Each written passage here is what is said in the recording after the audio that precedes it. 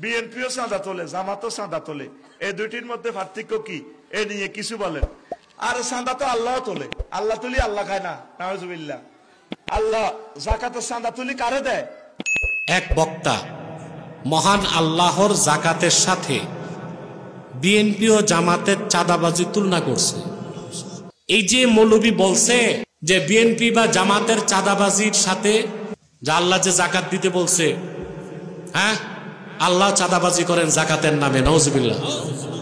এই কথা যদি বক্তা বলে থাকে নিঃসন্দেহে সে কাফের এবং ওয়াজিবুল কতল, তওবা না করলে তার কোনো মাফ নাই।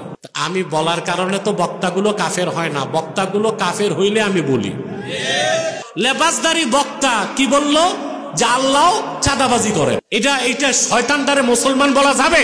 জনগণ কিরকম যে এটার স্টেজ থেকে নামতে দিছে, এই বক্তাটারে আচ্ছা মতো উত্তম মধ্যম দেওয়া দরকার ছিল। এই বক্তারে মুসলমান বলা যায়? কথা বলে আমাকে আপনারা অপবাদ দেন, আমি কথায় কথায় কাফের বলি। ওরা কথায় কথায় কাফের হয় বলেই তো আমি কথায় কথায় কাফের বলি, কথায় কথায়। আচ্ছা ভাই, ক্যান্সার হাসপাতাল আছে না ঢাকায়? প্রতিদিন অন্তত 10 জন রুগীকে ডাক্তার বলতেছে আপনার ক্যান্সার হয়েছে। মাসে 300 রুগী। ডাক্তার ঘোষণা দিয়ে কি হয়েছে? এখন ডাক্তার বলার কারণেই ক্যান্সার হয় না, ক্যান্সার ধরা পড়ার কারণে ক্যান্সার বলে? আমি বলার কারণে তো বক্তাগুলো কাফের হয় না, বক্তাগুলো কাফের হইলে আমি বলি। এই যে মৌলবী বলছে যে বিএনপি বা জামাতের চাঁদাবাজির সাথে আল্লাহ যে যাকাতের কথা বুঝাইছে, যে আল্লাহ যে যাকাত দিতে বলছে, হ্যাঁ আল্লাহ চাঁদাবাজি করেন যাকাতের নামে, নাউজুবিল্লাহ। এই কথা যদি বক্তা বলে থাকে নিঃসন্দেহে সে কাফের এবং ওয়াজিবুল কতল, তওবা না করলে তার কোনো মাফ নাই। এখন এই বক্তার কথা থেকে আমার হাদিস শরীফের একটা কথা মনে পড়ছে, কথাটা কোরআন শরীফও আছে, বলবো? আরে বসো না। আবু বকর রাদিয়াল্লাহু তাআলা আনহু মদিনা মুনাওয়ারাতে হাঁটতে হাঁটতে বাইতুল মিদ্রাস, মদিনা মুনাওয়ারায় ইহুদিদের একটা মাদ্রাসা ছিল, ওটার নাম হচ্ছে বাইতুল মিদ্রাস। ওখানে ঢুকে দেখে ইহুদিদের সবচেয়ে বড় আলেম ফিনহাস, সে তাওরাত কিতাব বুঝাচ্ছে। ফিনহাসকে আবু বকর সিদ্দিক রাদিয়াল্লাহু তাআলা আনহু বললেন, ফিনহাস তুমি তো তাওরাত পড়ছো, তুমি তো জানো আল্লাহর হাবিব মুহাম্মদ সাল্লাল্লাহু আলাইহি সাল্লাম আল্লাহর আখিরি নবী, তো ঈমান আনো না কেন? তো ইহুদি আলেম ফিনহাস জবাব দিয়েছে একটা কারণে। বলে কি কারণ? বলে আল্লাহ তো ফকির, আমরা ধনী।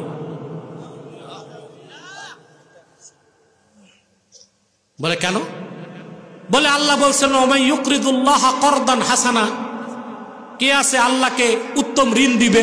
তা আল্লাহ যদি ধনী হইতো তো ঋণ চাইছে কেন? নাউজুবিল্লাহ বলবেন। আল্লাহ যে উত্তম ঋণের কথা বলছেন এটা কি? যাকাত, সাদাকা। আল্লাহ চাইছেন আল্লাহর বান্দার জন্য না নিজের জন্য? তো কুখ্যাত ইহুদি আলেম বলছে যে আল্লাহ ঋণ চাইছেন, তা আল্লাহ ফকির, আমরা না ধনী। তাফসীর ইবনে কাসির সাক্ষ্য, ফাদরাবা আবু বকরিন রাদিয়াল্লাহু তাআলা আনহু ওয়াজহা ফিনহাস দরবান শাদীদা। সিদ্দিক আকবরের মতো মানুষ আল্লাহর শানে বেয়াদবি বরদাস্ত করতে পারেন নাই, সর্বশক্তি দিয়ে ইহুদি আলেমের গালে এক চপেটা ঘাত লাগাই দিছে, 5 আঙ্গুলের দাগ বসে গেছে। এখন ইহুদি আলেম কাঁদতে কাঁদতে আল্লাহর রসুলের কাছে আসছে, এসে বললেন, ইয়া রাসূলুল্লাহ আবসির মা সানা আবি আবু বকর, দেখেন আবু বকর আমারে কি করছে, এত জোরে মারছে, দাগ বসে গেছে। আল্লাহর হাবিব বললেন, আমার আবু বকর তো এই তবিয়তের না, তুমি কি করছো? ইতিমধ্যে সিদ্দিক আকবরকে ডাকা হলো।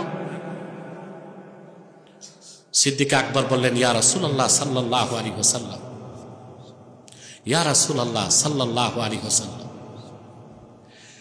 সে আল্লাহর সামনে এমন বেয়াদবি করছে আমি সহ্য করতে পারি নাই। আমার হাতে তরবারি থাকলে তার গর্দান কাটতাম, ছিল না বলে চপে টাকাত দিছে। ইহুদি অস্বীকার করছে, বলে আল্লাহ ফকির আমরা ধনী, এটা আমি বলি নাই। সিদ্দিক আকবরের সাথে কোনো মুসলমান ছিল না, সাক্ষ্য দিবে কে? ইহুদিরা তো আর মুসলমানের পক্ষে সাক্ষী দিবে না। সিদ্দিক আকবরের পক্ষে আল্লাহ সাক্ষ্য দিয়া ওহী নাজিল করলেন, লাকাদ সামিআল্লাহু কাওলাল্লাযীনা ক্বালু ইন্নাল্লাহা ফাকীরুন ওয়া নাহনু আগনিয়া। প্রিয় হাবিব মুহাম্মদ সাল্লাল্লাহু আলাইহি ওয়াসাল্লাম, ইহুদি আলেম ফিনহাস যে কথা বলেছে আল্লাহ ফকির আমরা ধনী, সিদ্দিক আকবর সত্যই বলেছে, আল্লাহ কথাটা নিজে শুনেছেন। এখন ওই ইহুদি বলছিল আল্লাহ ফকির আমরা ধনী, কুখ্যাত ইহুদি এই কথাটা বলছিল। অবাক লাগে ১৫০০ বছর পর লেবাসদারি বক্তা কি বলল, যে আল্লাহ চাঁদাবাজি করেন। এটা শয়তানটারে মুসলমান বলা যাবে? জনগণ কিরকম গাঁজাখোর যে এটার স্টেজ থেকে নামতে দিছে, এই বক্তাটারে আচ্ছা মতো উত্তম মধ্যম দেওয়া দরকার ছিল।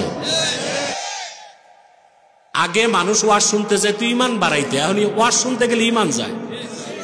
নজরুল্লাহ বলে ইমান নাই মানে কোন কাফের হইছে, এটা কোন